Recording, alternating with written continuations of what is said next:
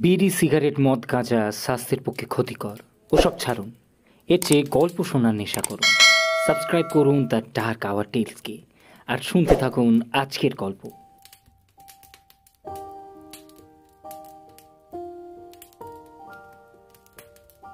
নমস্কার, আপনারা শুনছেন দ্য ডার্ক আওয়ার টেলস। আজকে শুনবেন শর্মিলার কলমে আমডাঙার বিভীষিকা।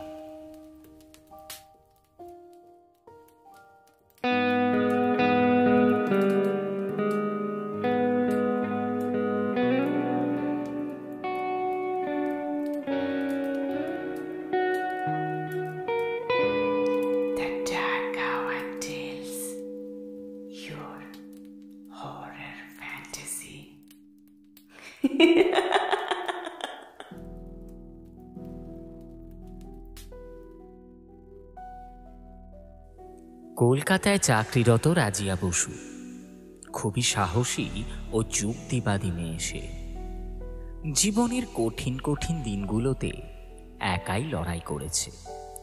বর্তমানে কলকাতায় সে একাই থাকে। বাবা মা দুজনেই মারা গেছেন। রাজিয়ার বর্তমানে আত্মীয় বলতে তার মামার বাড়ির লোকজন, তারাই একমাত্র রাজিয়ার খোঁজ খবর রাখে। রাজিয়ার গ্রামের বাড়ি হলো বাঁকুড়ায়। সে এখানে গতকাল এসেছে তার দাদুর সঙ্গে দেখা করতে, কারণ সে খবর পেয়েছিল তার দাদু নাকি খুব অসুস্থ। শেষ দুদিন সে এখানেই ছিল, কিন্তু আগামীকাল সকালে তাকে যেভাবে হোক অফিসে জয়েন করতে হবে। তার অলরেডি 2টো ছুটি নেওয়া হয়ে গেছে। এরপর ছুটি নিলে এই মাসের সব ছুটি শেষ হয়ে যাবে। তাই রাজিয়া ঠিক করে আজ রাতেই সে ট্রেন ধরবে। সেই মতো মামা বীরেন রায় ও মামিকে রাতের খাবার খাওয়ার পর বলে, মামা, আমি কিন্তু রাতে রামপুরহাট লোকালটা ধরবো। তুমি একটু এগিয়ে দেবে আমাকে স্টেশন অবধি? সে না হয় এগিয়ে দেব, কিন্তু আমার একটা কথা শোন, এত রাতে একা যাস না। আমিও যাব তোকে ছাড়তে। একা যাবি না একদম। তোকে ছেড়ে আমি সকালে ফিরবো। না না, তুমি আবার এতটা যাবে কেন? সেসবের দরকার নেই। তুমি আমাকে ওই স্টেশন অবধি ছেড়ে দাও, তাহলেই হবে। বাকিটা আমি চলে যাব। না না, কখনোই না। একটা যুবতী মেয়েকে আমি এত রাতে একা ছেড়ে দেব? কি মনে করিস আমাকে তুই? সারা রাতের ব্যাপার, ট্রেনের রাস্তা, তারপরে আকাশের অবস্থাও ভালো না। আমি একেবারেই একা ছাড়বো না তোকে। কিন্তু এই নিয়ে আর কোনো কথা হবে না। আমি যা বলার বলে দিয়েছি। কটার ট্রেন ধরবি আমাকে বল। 11:50 ট্রেন। রাজিয়ার বলা সময় অনুযায়ী বীরেনবাবু আর রাজিয়া হাতে একটু সময় নিয়ে বাড়ি থেকে বেরিয়ে যায়। বীরেনবাবু তার স্ত্রী অর্থাৎ রাজিয়ার মামিকে বলে, আমি ওকে একেবারে কলকাতায় ছেড়ে তবেই আসবো, বুঝলে? আচ্ছা ঠিক আছে, তোমরা সাবধানে যেও। আকাশের অবস্থা তো তেমন ভালো নয়, তাই এই ছাতা দুটো সঙ্গে রাখো। আর তুমি সাবধানে ফিরে এসো কালকে।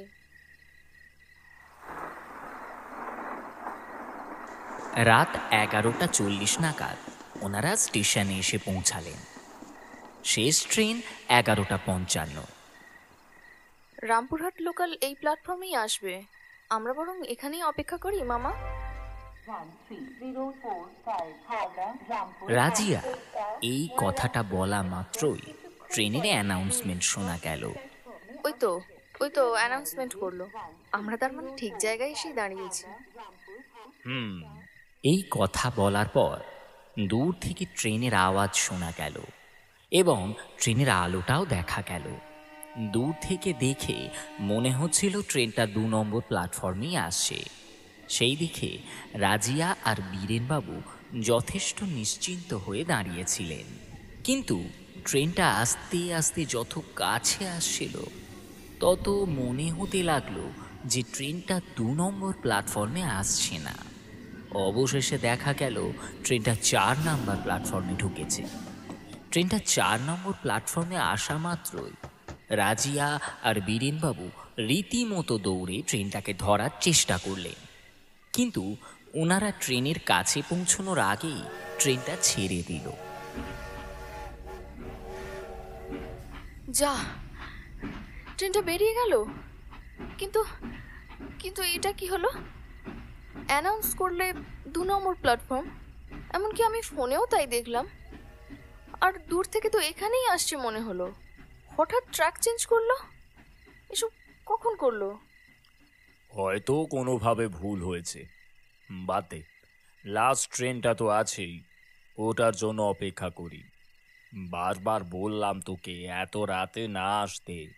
এমনি এই স্টেশন থেকে বেরোনোর পর পরপর 2টো স্টেশন ভালো না, শুনলি না আমার কথা? কি আর বলবো তোকে। 2-3টে স্টেশন খারাপ?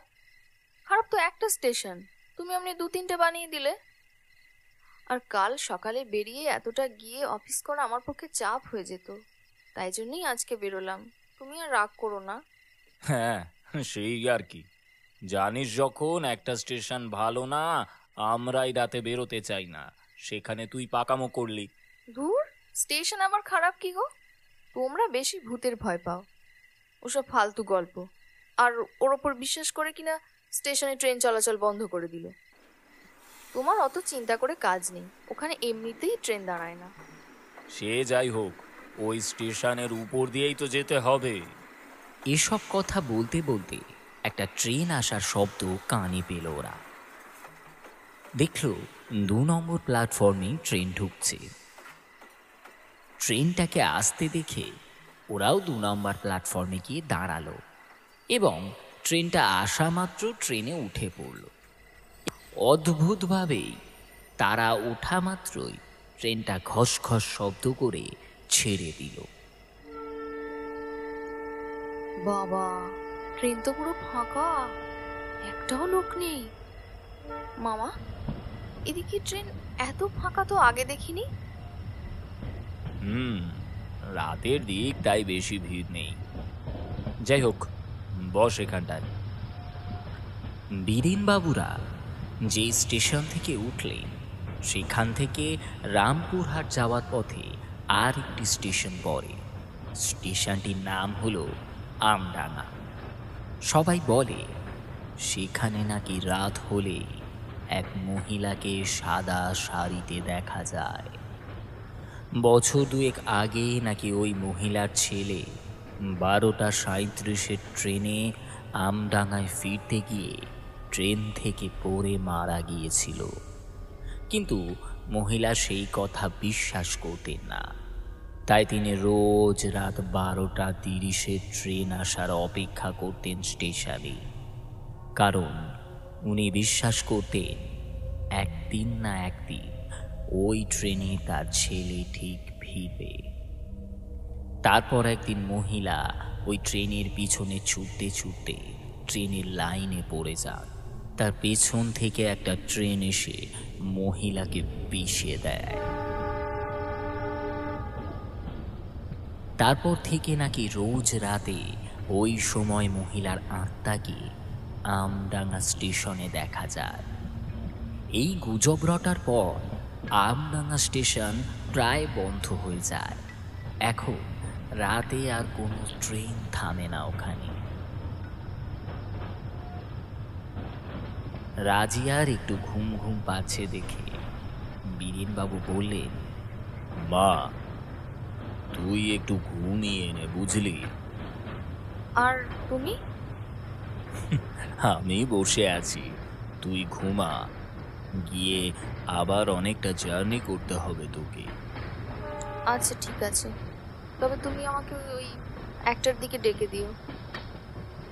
আচ্ছা, বেশ। তারপর রাজিয়া ঘুমিয়ে পড়ে। বীরেনবাবু যথারীতি রাজিয়ার পাশেই বসেছিলেন।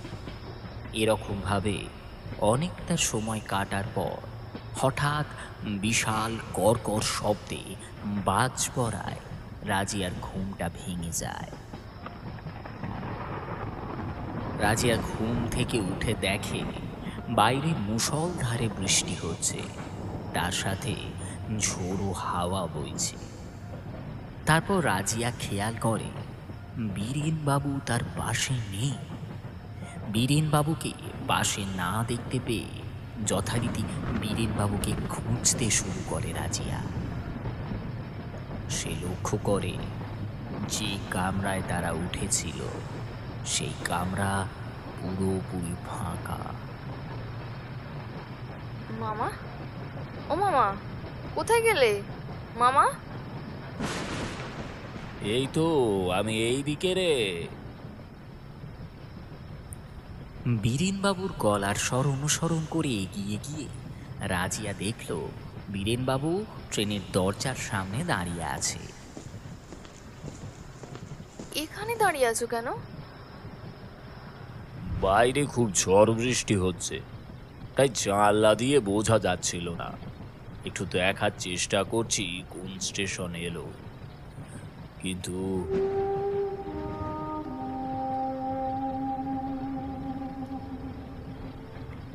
এই বলে বীরেনবাবু একটু থেমে গেলেন। রাজিয়া খুব উত্তেজিতভাবে জিজ্ঞাসা করল, কিন্তু কি মামা? না না, কিছু না, বাদ দে। আরে বলো না, কি হয়েছে? আসলে আমি মুখ বাড়িয়ে একটু দেখছিলাম বাইরের দিকে। কেন জানি না মনে হলো ট্রেনের সামনের কামরা থেকে কে যেন একটা নিচে পড়ে গেল নাকি ইচ্ছে করে ঝাঁপ দিল সেটা ঠিক বুঝলাম না।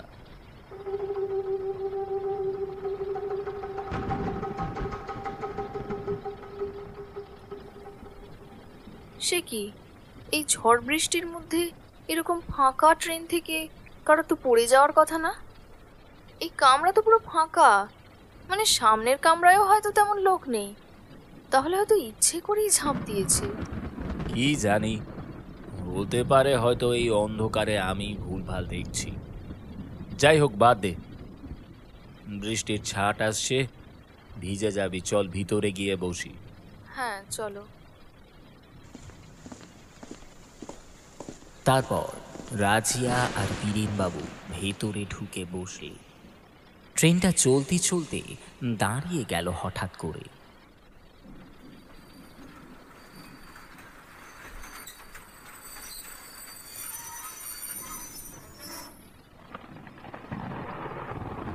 যা, ট্রেনটা থেমে গেল তো। ওয়েদার তো ভালো না, হয়তো সিগন্যাল পাচ্ছে না। এই ঝড় জলের রাতে আসাটাই ভুল হয়েছে। তোকে কতবার করে বললাম আজকে আসিস না, কোনো কথাই তো শুনলি না আমার। আরে মেঘ করেছিল জানি, কিন্তু এরকম ঝড় বৃষ্টি হবে তা কি আর জানতাম? আর কি করা যাবে, এখানে বসে থাকি আটকে। এই বলার পর 5 মিনিট কেটে গেল। রাজিয়া জানলা দিয়ে বাইরের দিকে তাকিয়ে আছে। বাইরে পুরো অন্ধকার, কোনো দিকেই কিচ্ছু দেখা যাচ্ছে না ঠিকভাবে। রাজিয়া একভাবে জানলার দিকে তাকিয়ে আছে আর মনে মনে ভাবছে যে ট্রেনটা কখন ছাড়বে। এই রকম সময় বিদ্যুতের ঝলকানিতে রাজিয়ার কীরকম যেন মনে হলো সে বাইরে কাকে যেন দৌড়তে দেখছে। এটা দেখে রাজিয়া খানিকটা অবাক হয়ে যায়। সে জানলার দিকে আরও এগিয়ে রীতিমতো জানলার সাথে সেঁটে গিয়ে দেখবার চেষ্টা করে সে যেটা দেখলো সেটা ঠিক কিনা। রাজিয়াকে এইরকমভাবে জানলার সাথে সেঁটে দেখতে দেখে বীরেনবাবু অবাক হয়ে জিজ্ঞাসা করলেন, এই, ওভাবে জানলার সাথে সেঁটে গিয়ে কি দেখছিস? এদিকে সরে আয়, বৃষ্টির ছাট লাগবে। রাজিয়া জানলা থেকে সরে এসে বলল, না, আসলে একজনকে দেখলাম মনে হলো, দৌড়ে আসছে।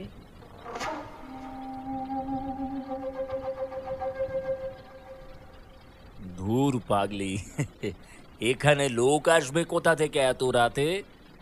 বাইরে যা বাজ পড়ছে, আর এই ঝড় বৃষ্টির মাঝে রেল লাইনে লোক কোথা থেকে আসবে রে? তুই অন্ধকারে কি দেখতে কি দেখেছিস তার ঠিক নেই। কি জানি, তাই হয়তো হবে। আর কেউ যদি ট্রেনে ওঠার জন্য দৌড়ে থাকে তাহলে সে তো উঠে যেতে পারবে, কারণ ট্রেনটা তো এখানেই দাঁড়িয়ে আছে। হুম।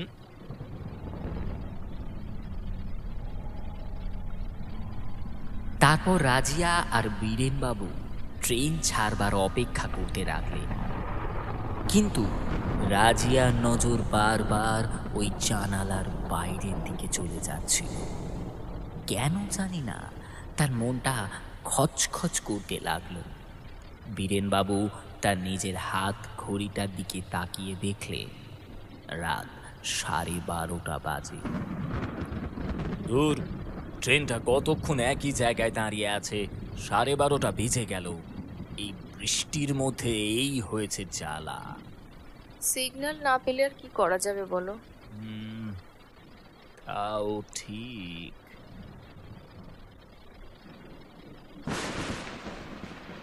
তারপর রাজিয়া আবারও ট্রেন থেকে জানালার বাইরের দিকে তাকিয়ে দেখে বাইরের অন্ধকারে কিছু দেখা যাচ্ছে না। মাঝে মধ্যে বিদ্যুতের ঝলকানিতে বাইরের দৃশ্য কিছুটা দেখা যাচ্ছে। হঠাৎ করে রাজিয়ার মনে হলো সে আবারও একজন মহিলাকে দৌড়তে দেখল। রাজিয়া তাই সময় নষ্ট না করে এবার ভালোভাবে জানলা দিয়ে উঁকি মেরে দেখতে লাগলো। আবারও এক বিদ্যুতের ঝলকানিতে রাজিয়া দেখতে পেল একজন সত্যি সত্যি দৌড়ে আসছে। রাজিয়া এবার বেশ খানিকটা অবাক হলো। সে ভাবতে লাগলো, ট্রেনটা তো অনেকক্ষণ ধরে দাঁড়িয়ে আছে, তাহলে যিনি দৌড়চ্ছেন উনি এখনো ট্রেনে উঠতে পারলেন না কেন? অনেকক্ষণ ধরেই তো দৌড়চ্ছে। রাজিয়া একটু কৌতূহলী হয়ে উঠে দাঁড়ালো এবং দরজার দিকে গিয়ে দেখবে ঠিক করলো। কি হলো রে, উঠে গেলি কেন? না, এমনি। তুমি বসো, আমি আসছি। আরে কোথায় যাবি সেটা তো বল। আরে কোথাও না, এই দরজার সামনে একটু দাঁড়াবো। কেন? এমনি আসছি, বসো তুমি। এই বলে রাজিয়া ট্রেনের দরজাটা খুলে বাইরের দিকে তাকিয়ে দেখবার চেষ্টা করলো। রাজিয়া নিজের মোবাইলের টর্চটা জ্বালালো, যদিও তার আলো বেশি দূর যাচ্ছে না। তারই মধ্যে রাজিয়া দেখবার চেষ্টা করলো। এদিকে ঝড়ের দাপট চারিদিকে রীতিমতো তাণ্ডব চলছে। বাইরের ধুলো পাতার সাথে বৃষ্টির জলের ছাট এসে রাজিয়ার চোখে মুখে লাগছে। মেঘের মারাত্মক গর্জনে বুক কেঁপে কেঁপে উঠছে মাঝে মধ্যে। তবে এই ঝড় বৃষ্টির মধ্যেও রাজিয়া একটা ব্যাপারে নিশ্চিত হলো যে ট্রেনটা খুব সম্ভবত মাঝ লাইনে নয়, বরং একটা স্টেশনে এসেই দাঁড়িয়েছে। কারণ বিদ্যুতের আলো এসে দেখতে পেল একটা টিকিট কাউন্টারের মতো ঘর। তবে কোন স্টেশন সেটা সে বুঝতে পারছে না। দরজা দিয়ে বাম দিকে মুখ ঘুরিয়ে টিকিট কাউন্টারের দিকে তাকিয়ে রাজিয়া বোঝার চেষ্টা করছিল যে এটা কোন স্টেশন। এমন সময় তার পেছন থেকে হঠাৎ করেই কে যেন আচমকা ডেকে উঠল, এই কামরায় রামু আছে? কে?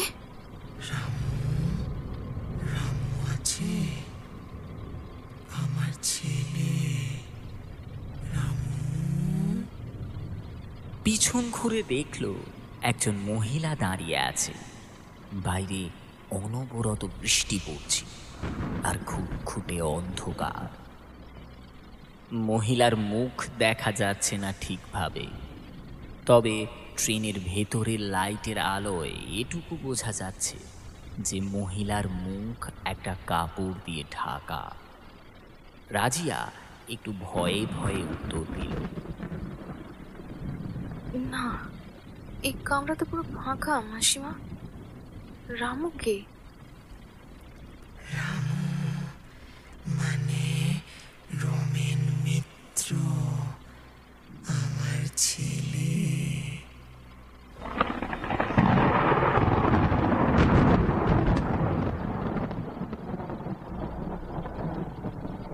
মহিলার এই কথা শুনে রাজিয়ার মুখটা কিরকম বিবর্ণ হয়ে গেল, কিন্তু এই বিবর্ণ হয়ে যাওয়ার কারণটা সঠিক বোঝা গেল না।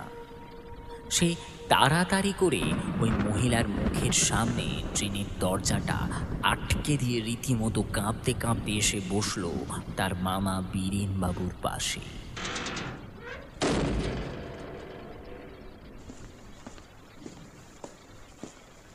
রাজিয়ার এরকম বিবর্ণ হয়ে যাওয়া মুখ আর চোখে এক অদ্ভুত আতঙ্ক দেখে বীরেনবাবু রাজিয়াকে জিজ্ঞাসা করলেন, কিরে, কি হলো তোর? রাজিয়া খানিকক্ষণ চুপ করে একইভাবে বসে থাকলো। তার মুখ দিয়ে কোনো শব্দ বের হচ্ছে না। এবার বীরেনবাবু রাজিয়ার গায়ে হাত দিয়ে জোরে ঝাঁকুনি দিয়ে বললেন, কিরে, বল কি হলো? এবার রাজিয়া যেন তার ঘোর থেকে বেরোল। তারপর বলল, মামা, রমেন। কি হয়েছে? রমেন মানে? রমেনের কথা তোমাদের আমি বলেছিলাম, মনে করো? ওর সাথে আমার একটা রিলেশনশিপ ছিল। তোমাদের আমি বলেছিলাম যে আমডাঙ্গাতে ওর বাড়ি আছে, মনে পড়েছে? ও হ্যাঁ হ্যাঁ, মনে পড়েছে। তুই তো বলেছিলি যে সে নাকি মারা গেছে। তাহলে হঠাৎ এখন তার কথা বলছিস কেন? আমি জানি না। আমি ট্রেনের দরজার কাছে গিয়েছিলাম। একজন মহিলা এসে আমাকে জিজ্ঞাসা করলে রমেন মিত্র ভিতরে আছে কিনা। কি বলছিস তুই? দাঁড়া, আমি দেখছি। না না, তুমি যেও না, আমাকে একা ছেড়ে প্লিজ যেও না মামা, আমার খুব ভয় করছে মামা। ঠিক আছে ঠিক আছে, আমি এখন যাচ্ছি না এখান থেকে। আচ্ছা রাজিয়া, আমাকে একটা কথা বলতো মা। এই রমেনের কথা যখন উঠল তখনও কিভাবে মারা গেল এত কম বয়সে, সেটা তো আর জানা হয়নি আমার। কি হয়েছিল? আমি নিজেও জানি না। সেদিন ওর সাথে আমার খুব ঝামেলা হয়েছিল। ওর ওপর রাগ করে আমি ফোনটা সুইচ অফ করে রেখেছিলাম, কিন্তু তারপর যখন সুইচ অন করলাম দেখলাম ও আমাকে 50 বারের মতো ফোন করে ফেলেছিল। সেই দেখে আমি ওকে কল ব্যাক করি। অনেকবার কল করেছিলাম কিন্তু ফোনে পাইনি। তারপর 3 দিন মতন ওর কোনো খোঁজ খবর, কোনো কিছুই আমি পাইনি। লাস্টে ওর একটা বন্ধু আমাকে ফোন করে জানায় ও নাকি বাড়ি ফেরার পথে অ্যাক্সিডেন্ট করে মারা গেছে। কিভাবে, কি অ্যাক্সিডেন্ট, সেটা আমি আজও জানি না। বেশ, বুঝলাম। ঠিক আছে, মন খারাপ করিস না মা। এবার একটু বস, আমি এবার দরজা থেকে দেখে আসি তুই কাকে দেখেছিস। যাবো আর আসবো, ঠিক আছে? বস চুপ করে।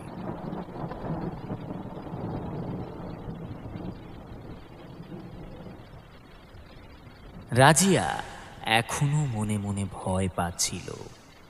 বীরেনবাবু রাজিয়ার কাছ থেকে উঠে গেলে ট্রেনের দরজার দিকে। রাজিয়ার এমন সময় মাথায় আসে যে ট্রেনটা এখন কোন স্টেশনে আছে সেটা জানতে হবে। সেই মতো সে নিজের ফোনটা বের করে ট্রেনের লোকেশন দেখার অ্যাপটা খোলে, কিন্তু সেখানে কোনোভাবেই নেটওয়ার্ক পায় না রাজিয়া।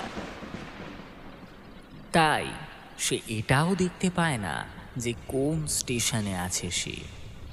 তাও রাজিয়া অনবরত চেষ্টা করতে থাকে ট্রেন স্টেশনটা দেখবার জন্য। এবার হঠাৎ করেই রাজিয়ার ফোনটা বন্ধ হয়ে যায়।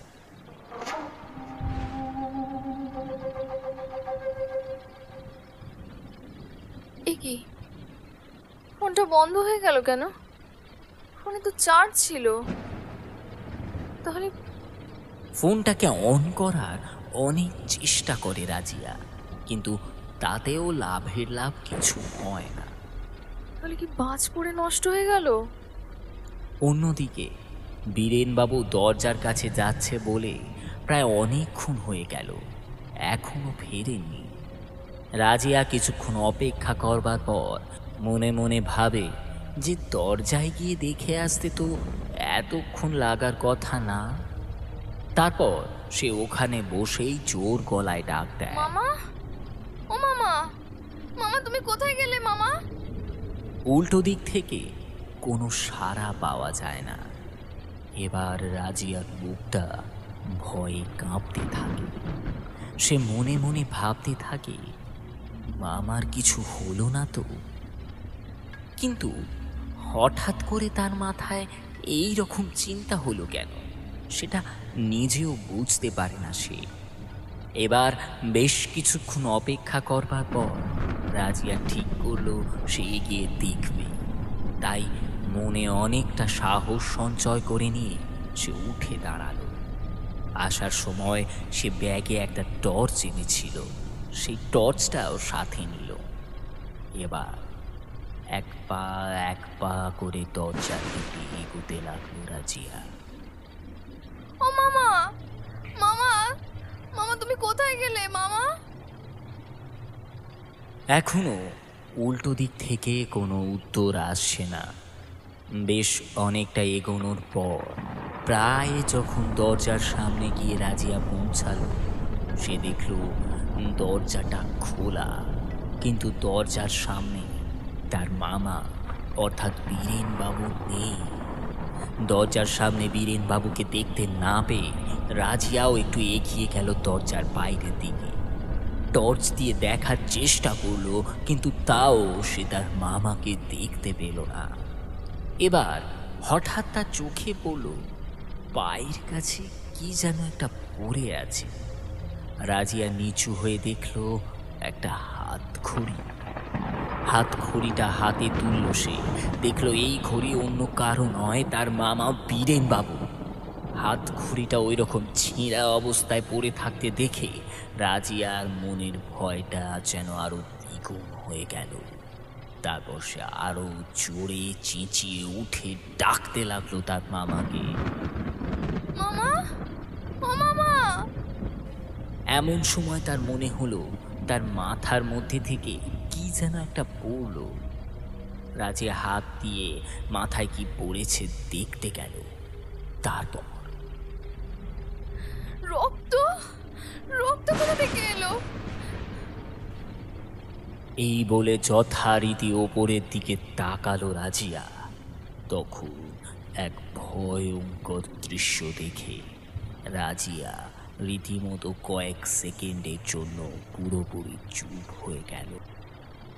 তারপর হঠাৎ আর্তনাদ করে উঠল, মামা, মামা গো, মামা। ট্রেনের উপরে ব্যাগ ও জিনিসপত্র রাখবার জায়গায় বীরেনবাবুর শরীরটা 4 টুকরো করে কাটা। অঝোর স্রোতে রক্ত গড়িয়ে পড়ছে ট্রেনের দরজার পাশ থেকে।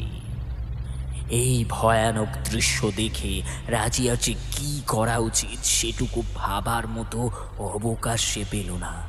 বেশ কিছুক্ষণ চুপ করে থাকার পর রাজিয়ার মনে হলো কেউ যেন তার কানের কাছে বলে গেল, এই কামরায় রামু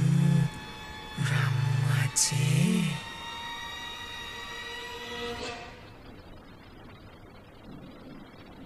এই কথাটা কানে আসা মাত্রই যেন একটা ঘোর থেকে বেরিয়ে এলো সে। তার মনে হলো যেভাবেই হোক তাকে নিজেকে বাঁচতে হবে, আর তার মামাকে কে এই বিশ্রীভাবে মারল সেটাও তাকে জানতে হবে। কিন্তু তার কানের কাছে কে অমন করে বলে গেল রামুর কথা সেটা সে বুঝতে পারল না। এই কামরায় বর্তমানে সে একা। রাজিয়া মনে মনে ঠিক করলো তাকে এই ট্রেন থেকে যেভাবেই হোক নামতে হবে। তাই সে ওই টর্চটা নিয়ে ওই মুহূর্তে ওখানে নেমে যায়। ট্রেন থেকে নামবার পর সে প্রথমে বোঝার চেষ্টা করে এটা কোন স্টেশন। সে যথারীতি টর্চ দিয়ে স্টেশনের নাম খুঁজতে লাগে। এমন সময় তার চোখে পড়ল স্টেশনের নাম লেখা বোর্ডটা। আর ঠিক সেই সময় কর কর করে একটা বাজ পড়ল। সাথে সাথে রাজিয়ার টর্চটা নিভে গেল।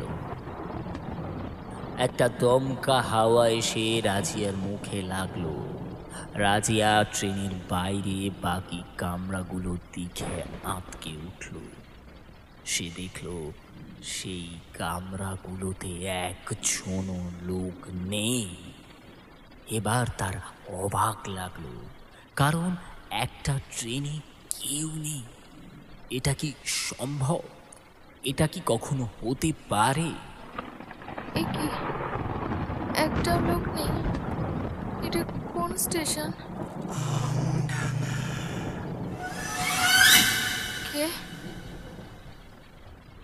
রাজিয়া পিছন ফিরে দেখল, কিন্তু কারোর কোনো চিহ্ন সে খুঁজে পেল না। শুধু সেই দমকা হাওয়া তার কাঁধ স্পর্শ করে চলে গেল। এরপর ট্রেন লাইনের দিকে ঘুরতেই দেখল ট্রেন লাইনে কোনো ট্রেন দাঁড়িয়ে নেই। হন্তদন্ত হয়ে ছুটে গেল ট্রেন লাইনের দিকে। এগিয়ে গিয়ে দুদিক তাকিয়ে দেখল ট্রেনের চিহ্ন মাত্র নেই। এই রকম সময় রাজিয়ার চোখের সামনে দিয়ে একটা ট্রেন বেরিয়ে গেল। রাজিয়া খানিকটা অবাক হলো, কারণ সে জানে তারা লাস্ট ট্রেন ধরেছিল। এইসব ভাবতে ভাবতে রাজিয়ার হঠাৎ করে মাথায় আসে যে স্টেশনে প্রথম ট্রেনটা মিস করবার পর দ্বিতীয় ট্রেনের অ্যানাউন্সমেন্ট হবার আগেই সম্ভবত এই ট্রেনটা ঢুকেছিল। স্টেশনে প্রত্যেক ট্রেনের অ্যানাউন্সমেন্টের কোনো ভুল হয় না, তাহলে এটা কিভাবে সম্ভব হলো? সেই নিয়ে রাজিয়া চিন্তা করতে থাকে, কিন্তু সে কোনো কিছুই ভেবে উঠতে পারে না, কারণ ওই পরিবেশে একটার পর একটা ঘটনা তাকে এমনভাবে নাড়া দিয়েছে যে সে নিজে ভয়ে আর কষ্টে কেমন যেন পাথরের মতো হয়ে গেছে। তবে সে একটা জিনিস পরিষ্কার করে বুঝতে পারল, সে 11:55 ট্রেনে ওঠেনি। 11:30 এবং 11:55 মাঝখানে তো আর কোনো ট্রেন ছিল না। তাহলে এইটা কোন ট্রেন? এই প্রশ্ন কিছুক্ষণের জন্য হলেও রাজিয়াকে মারাত্মক পরিমাণে আতঙ্কিত করে দিল। যদিও পরস্পর ঘটনাগুলো এমনভাবে ঘটে গেছে তাতে এই ঘটনাতে নতুন করে আতঙ্ক ছড়ানোর বিশেষ কিছু ছিল না, কিন্তু তবুও রাজিয়ার শরীর যেন রীতিমতো ভয়হীন হয়ে গেল। হঠাৎ রাজিয়ার কানের পাশ থেকে শোনা গেল, 12:35। এই কথাটা শোনা মাত্রই রাজিয়া আবার পিছন ফিরে বারবার খুঁজতে লাগলো কে তার কানের পাশ থেকে এইরকম কথা বলে গেল। পিছন ঘুরে দেখলো কেউ নেই সেখানে। এতক্ষণ বিষয়গুলিকে অন্যভাবে দেখলো। এই ট্রেনটা 11:55 ট্রেন না, সেটাকে বোঝার পরে নিজেকে বোঝানোর মতো কোনো যুক্তি আর নেই। ভূত বা আত্মাকে রাজিয়া কোনোদিনই বিশ্বাস করতো না, কিন্তু পরস্পর তার সাথে যে ঘটনাগুলো ঘটছে সেগুলোকে আর অন্য কিছু বলার সাহস বা যুক্তি কোনোটাই তার কাছে নেই। তারপর চারপাশ অন্ধকার, এর মাঝে টর্চের আলোটা নিভে যাওয়ার সাথে সাথে ট্রেনের বিষয়টা জানার পর রাজিয়ার মনে বাঁচার সামান্য আশাটাও মিটতে বসেছে। এই 2 ঘন্টায় ঘটে যাওয়া ঘটনা রাজিয়াকে এতটাই বিধ্বস্ত করে দিয়েছে যে সে দাঁড়িয়ে থাকার ক্ষমতাটুকু হারিয়ে ফেলেছে। অবশেষে না পেরে রাজিয়া আর কোনো কিছু না ভেবে বসে পড়ল রেল লাইনে আর জোরে চেঁচিয়ে পড়ল,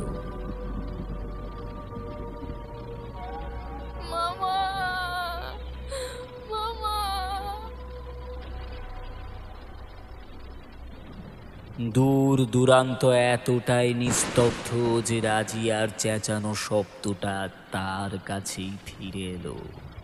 তার সাথে ঝড়ের দমকা হাওয়া রাজিয়ার চোখে মুখে একটা ঝাপটা দিয়ে গেল। মামা গো, মামা, কেউ আছো? এখানে কেউ আছো? রাজিয়া মনে মনে ঈশ্বরকে ডাকতে লাগলো, যেন এটা সত্যি না হয়, এটা যদি তার দেখা কোনো দুঃস্বপ্ন হয়। কিন্তু তার এই ভাবনাটাই হয়তো স্বপ্নের মতো শোনাচ্ছে। ফাঁকা নাম বা নাম না জানা স্টেশনের অন্ধকার যেন তাকে একটু একটু করে গ্রাস করছে। সময়ের ব্যাপারে কোনো ধারণাই নেই রাজিয়ার। তবে 11:55 ট্রেনটা চলে যাওয়ায় হিসাবে একটা টাইম আন্দাজ করা যেত। কিন্তু এটা কোন স্টেশন সেটাও তো রাজিয়া বুঝতে পারছে না। এমন সময় রাজিয়া মনে মনে ভাবতে লাগলো, আচ্ছা, এখানে একটাও লোক নেই কেন? যতই ঝড় বৃষ্টি হোক, একটা হলেও তো লোক থাকে সব স্টেশনে। আর আর ট্রেনটা এই স্টেশনে দাঁড়ালো না কেন? এরকম হাজারটা প্রশ্ন রাজিয়ার মাথায় দানা বাঁধতে থাকে, কিন্তু কোনো প্রশ্নেরই কোনো রকম উত্তর তার কাছে নেই। না, এখন এভাবে কেঁদে গেলে হবে না। আমাকে আগে জানতে হবে এটা কোন স্টেশন। আর ওই ট্রেনে কিছু তো গন্ডগোল ছিল, কিন্তু আমার সাথেই কেন এরকম হলো সেটা আমাকে জানতে হবে। আমি তো কোনোদিন কারোর কোনো ক্ষতি করিনি, তাহলে কোন রাগে এরকম করছে কেউ আমার সাথে? একজন তো ট্রেনে গেল, কই তাদের তো কিছু হলো না। আমরা আমরা যেভাবে ট্রেনে করে এলাম তাতে করে কেমন যেন এটা মনে হচ্ছে কেউ ইচ্ছেকৃত আমাদের টেনে এনেছে, কিন্তু কেন? মনে মনে এতটা সাহস সঞ্চার করার পরে ওই অন্ধকারের মধ্যে রাজিয়া এক পা করে সামনের দিকে এগোনোর চেষ্টা করে। এমন সময় শোনা যায় সেই শব্দ, এই কামরায় রামু আছে। কে কে এখানে? কে রামু? রামু আছে, রমেন মিত্র। কি চাই? কি চাই তোমার আমার কাছে? কে তুমি?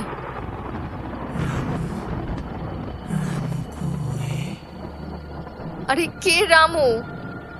তুমি আগে আমার মামাকে ফিরিয়ে দাও। মেরে দিয়েছো তুমি আমার মামাকে, ফিরিয়ে দাও। এত বাজে ভাবে কষ্ট দিয়ে শেষ করলে কেন তুমি? আমার ছেলে, তোমার জন্য ও মরেছে। যেভাবে ও মরেছে তুমিও একইভাবে মরবে। কি কি কি বলছো তুমি এসব?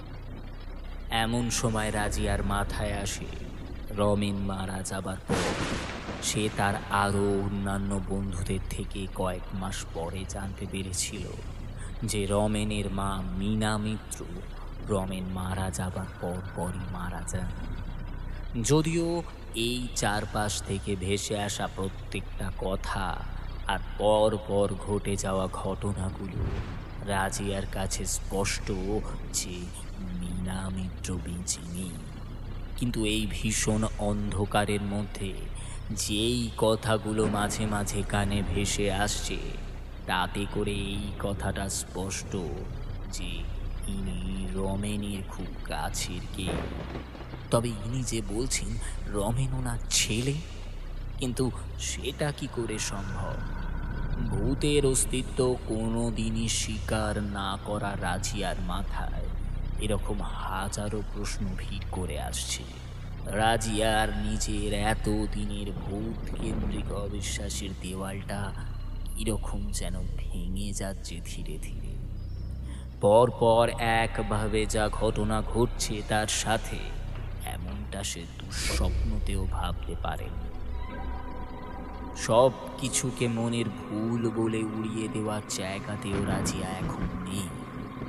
কারণ সব কিছু উড়িয়ে দেওয়া গেলেও মামার ওই ভয়ানকভাবে মৃত্যু, তার ছিন্ন বিচ্ছিন্ন করে কাটা দেহটা, আর ওই ট্রেনে করে আসা অন্ধকার এই নির্জন স্টেশন, রাজিয়ার একা দাঁড়িয়ে থাকা, এই ঘটনাগুলো তো আর উড়িয়ে দেওয়া যায় না। এখন এসব ভাবতে ভাবতে রাজিয়ার মাথায় কোনো ভাবনা আসছে না। এমন সময় আবারও সেই শব্দ ভেসে এলো। কি হলো? এত কিসের ভাবনা? কে? আপনি শুনুন না, আপনি যেই হন, আমি এই অন্ধকারে আপনাকে দেখতে পারছি না। আর আমি কিভাবে রমেনকে ফিরিয়ে দেব? সে তো বেঁচে নেই। প্লিজ প্লিজ আমায় যেতে দিন, প্লিজ আমায় যেতে দিন এখান থেকে। আমাকে ওভাবে দেখা যায়ও না, তবে তুমি দেখতে পারবে। সময় এলে ঠিক পারবে।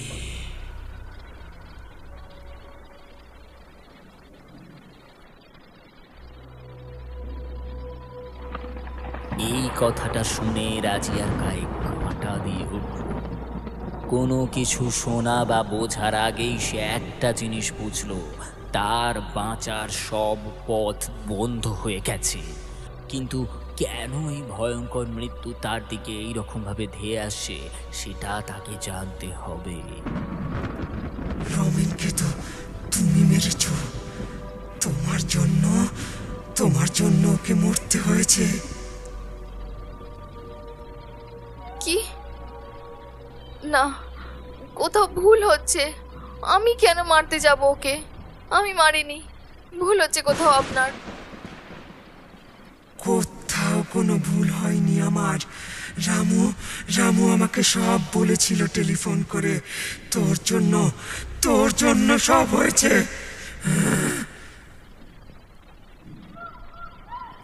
অন্ধকারের মধ্যে ভেসে আসা ওই আওয়াজ শুনে বোঝা গেল ওই কণ্ঠস্বর আরো ভয়ঙ্কর হয়ে উঠল। ওই কণ্ঠস্বরের ভার শুনে এবার রাজিয়ার আরো বেশি ভয় করতে শুরু করলো। ভয়ে রীতিমতো কাঁপতে কাঁপতে রাজিয়া বলল, আমি সত্যি কিছু করিনি। 100 বার করেছিস। তোর সাথে রামুর প্রেমের সম্পর্ক ছিল। কি ছিল তো? হ্যাঁ, কিন্তু কিন্তু তুই ওকে বাঁচতে দিলি না। শেষ করে দিলি। না। হ্যাঁ, মনে পড়ছে সেই রাতের কথা। সেই রাতটাও আজকের মতোই ছিল। মনে পড়ছে?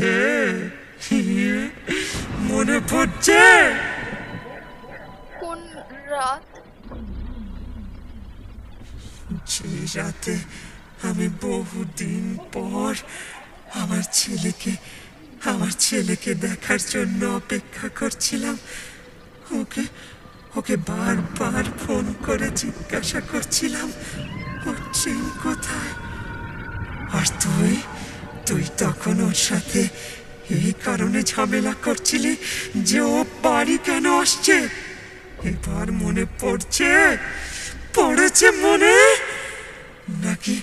নাকি আরো মনে করাতে হবে তোকে? নাকি আরো কিছু বলতে হবে? হ্যাঁ, কিন্তু ওই দিনের পর আমি ওকে ফোনে পাইনি। আমি ওর বাড়ি যাওয়া নিয়ে অশান্তি করেছিলাম ঠিকই, কিন্তু তার মানে এই না যে আমি ওর সাথে পুরোপুরিভাবেই সম্পর্ক শেষ করে দিচ্ছিলাম। আপাত দৃষ্টিতে হয়তো তখনও সেটা মনে করেছিল, কারণ তখন আমার মাথা গরম হয়ে গিয়েছিল, তাই আমি যা নয় তাই বলে দিয়েছিলাম। তোর এই রাগ আমার ছেলেকে গিলে নিয়েছে, বুঝেছিস? তোর রাগের জন্য আমি আমার ছেলেকে হারিয়েছি। তুই যখন ফোনে কথা বলছিলি, ওর উপর রাগ দেখাচ্ছিলি, ফোন বন্ধ করে তোর রাগ প্রকাশ করছিলি, তখন আমার ছেলে ভিড় ট্রেনে দাঁড়াতে না পেরে রীতিমতো দরজার ধারে অর্ধেক ঝুলন্ত অবস্থায় দাঁড়িয়েছিল।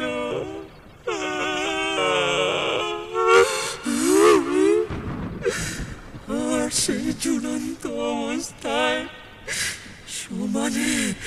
সমানে তোকে ফোনের পর ফোন করে যাচ্ছিল।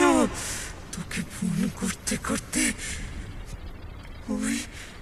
ওই ঝুলন্ত অবস্থায় অন্যমনস্ক হয়ে আমার ছেলে রামু চলন্ত ট্রেন থেকে পড়ে গিয়ে যন্ত্রণায় কাতরাচ্ছিল।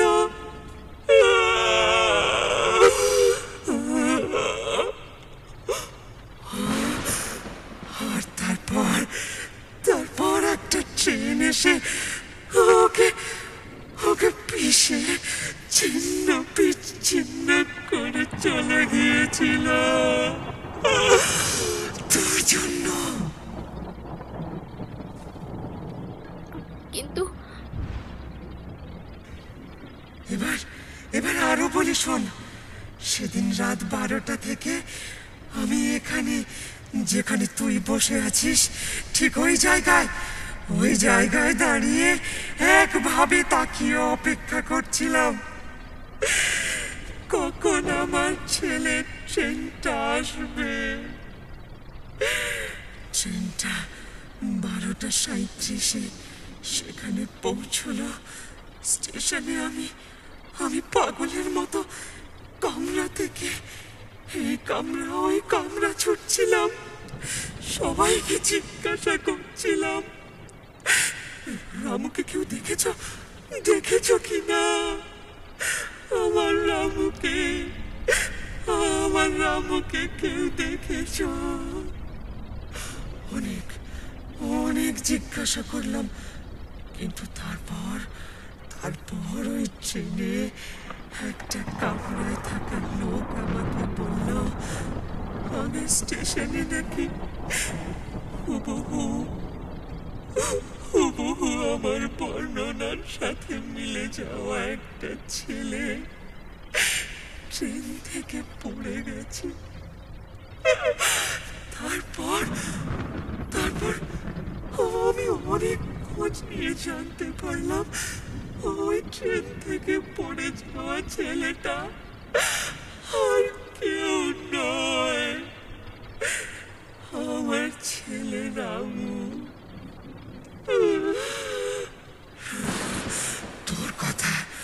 তোর কথায় বলতে গেলে রবিন, বুঝেছিস? সেদিন তুই ঠিক কিভাবে আমার কল ফাঁকা করে নিয়েছিলি। আমার ছেলে ছিল আমার বেঁচে থাকার শেষ রসদ। তুই তাকেও আমার কাছ থেকে কেড়ে নিয়েছিলি।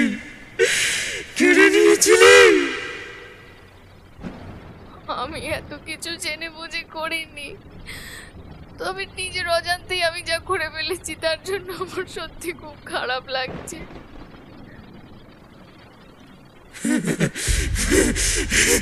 এখন আর বলে কি হবে, অনেক দেরি হয়ে গেছে।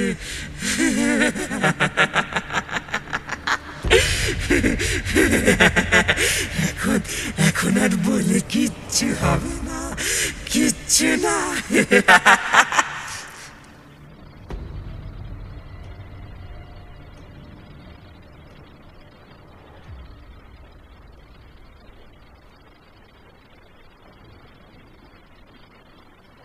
এরপর রাজিয়া ওই স্টেশনে বসে কাঁদতে লাগলো। হঠাৎ করে বিদ্যুতের চমক আর বাজ পড়ার শব্দে বয়ে আসা ঝোড়ো হাওয়ার সাথে রাজিয়ার নিভে গিয়ে মাটিতে পড়ে থাকা টর্চটা নিজে থেকেই জ্বলে উঠল। সেটা দেখে রাজিয়ার কান্না থামল বটে, তবে মনে মনের অপরাধ বোধটা একটুও কমল না। সে যে রমেনকে এখনো ভালোবাসে সেটা সে ছাড়া আর কেউ জানে না। কিন্তু অপরিণত মাত্র স্নেহের ওপরে তার কোনো অধিকার নেই। এই ভেবে রাজিয়া উঠে দাঁড়ালো, পড়ে থাকা টর্চটা হাতে তুলে নিল। রাজিয়ার হাত ভয়ে মারাত্মকভাবে কাঁপছে। এই কাঁপা হাতে টর্চটা নিয়ে রাজিয়া একটা বেঞ্চ খুঁজে কোনো রকমে বসল।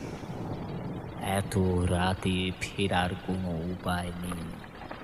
এত সব কথা, এত কিছু পরে রাজিয়ার মাথা থেকে স্টেশনের নাম কি সেইটা দেখার ইচ্ছে পুরোপুরি বেরিয়ে যায়। সে রীতিমতো জড়ো সড়ো হয়ে ওই বেঞ্চটার উপর বসে থাকে। ঝোড়ো হাওয়াটা এখন অনেকটাই কমেছে। আকাশটাও ধীরে ধীরে পরিষ্কার হয়ে যাচ্ছে। কটা বাজে রাজিয়া বুঝতে পারে না, এমনকি সেই ব্যাপারে ভাববার মতো মানসিক অবস্থাও রাজিয়ার নেই। রাজিয়া সবে একটু স্বাভাবিক হয়েছে, এমন সময় রাজিয়ার কানের ধারে ফিসফিস স্বরে একটা কথা শোনা যায়। কি ভাবছিস, বেঁচে গেলি? রাজিয়া বেঞ্চের দিকে টর্চটা তাক করে একটা ছায়া দেখতে পেল, কিন্তু কোনো মানুষের অস্তিত্ব তার চোখে পড়ল না। টর্চের আলোয় রাজিয়া দেখল যে ছায়াটা তার দিকে কিভাবে যেন এগিয়ে আসে, আর তার সাথে সাথে রাজিয়া এক পা করে পিছনে যাচ্ছে। 12:37।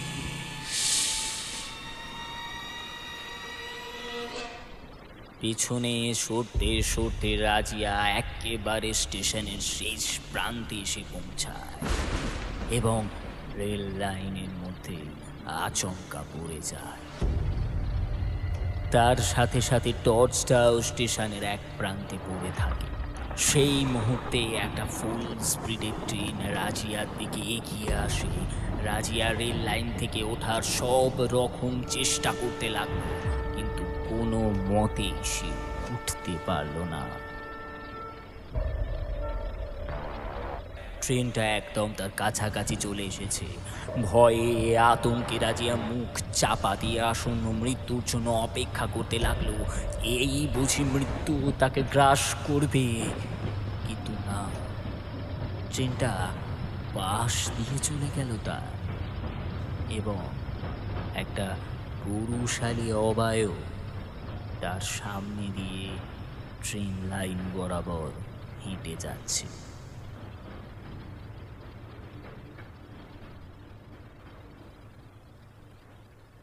রাজিয়া, আমি জানি তুমি আমাকে কতটা ভালোবাসো। সেদিন তোমার কথায় দুঃখ পেয়েছিলাম বটে, কিন্তু আমি তোমার সাথেই বাঁচতে চেয়েছিলাম। আর ঘটনাটা তো সুইসাইড নয়, সামলাতে না পেরে আমি নিজেই পড়ে গিয়েছিলাম। আসলে তোমাকে বড় দেখবার ইচ্ছা ছিল।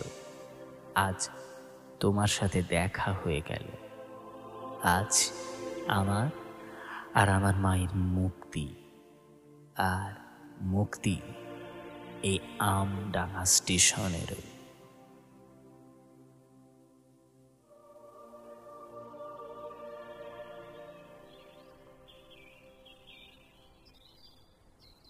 চোখ মেলে রাজিয়া দেখল সে আমডাঙ্গা স্টেশনের প্ল্যাটফর্মের একটা বেঞ্চিতে শুয়ে আছে। পাশে দুজন লোক নিয়ে তার মামা বীরেনবাবু দাঁড়িয়ে আছেন। তার চোখে মুখে জল ছিটিয়ে দিচ্ছেন। চোখ খুলে মামাকে জীবিত অবস্থায় দেখার পর রাজিয়া জাপটে ধরল মামাকে। কি হয়েছে মা, এই রকম করছিস কেন? বুঝতে পেরেছি, ট্রেন থেকে হঠাৎ করেই আমি কাল রাতে পড়ে যাই। মাথার পেছন দিকটা কি একটা লাগে। পরের দিন সকালে এরা ট্রেনের ধারে কাজ করতে এসে আমাকে দেখতে পায়। ততক্ষণে দেখি ট্রেন চলে গেছে। তোকে ফোন করেও পাচ্ছি না, খুব চিন্তা হচ্ছে। তাই এই স্টেশনে এসে দেখি তুই আছিস কি না। তুই ঠিক আছিস তো মা? রাজিয়া তার সাথে রাতে ঘটে যাওয়া ঘটনা, তার মামার মৃত্যু দৃশ্যের কথা কিছুই বীরেনবাবুকে বলে না।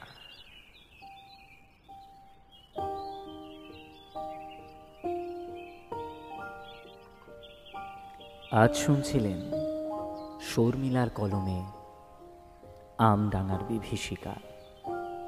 গল্প পাঠে আমি অর্পণ।